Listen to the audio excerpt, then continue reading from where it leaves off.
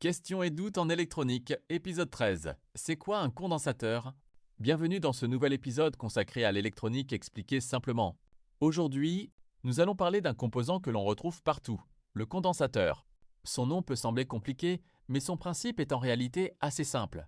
Imaginez un petit réservoir d'eau. Lorsque l'eau arrive, le réservoir se remplit progressivement. Lorsque l'alimentation est coupée ou qu'il faut fournir de l'eau à quelqu'un, le réservoir peut se vider et restituer ce qu'il a stocké. Un condensateur fonctionne de manière très similaire, mais avec de l'électricité. Lorsqu'on applique une tension à ces bornes, il se charge et stocke de l'énergie électrique. Lorsque le circuit en a besoin, il peut restituer cette énergie en se déchargeant. C'est pour cette raison que les condensateurs sont présents dans une immense variété d'appareils, téléphones, d'ordinateurs, chargeurs, téléviseurs, amplificateurs audio, cartes électroniques et bien d'autres équipements du quotidien. Mais à quoi servent-ils exactement? L'une de leurs principales fonctions est de stabiliser les tensions électriques. Dans une alimentation, la tension n'est pas toujours parfaitement régulière. Elle peut présenter de petites variations ou parasites. Le condensateur agit alors comme un amortisseur. Il absorbe certaines irrégularités et contribue à rendre la tension plus stable pour les composants électroniques. On peut aussi l'utiliser pour filtrer des signaux, créer des temporisations, stocker momentanément de l'énergie ou participer au fonctionnement de nombreux montages électroniques.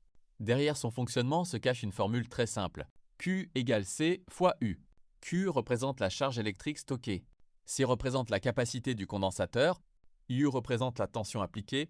En pratique, cela signifie que plus la capacité est grande, plus le condensateur peut stocker de charge.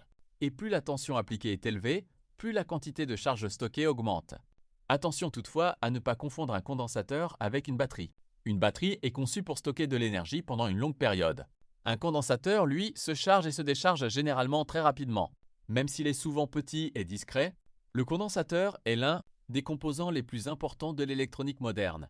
Sans lui, de nombreux circuits seraient instables, bruyants ou simplement incapables de fonctionner correctement.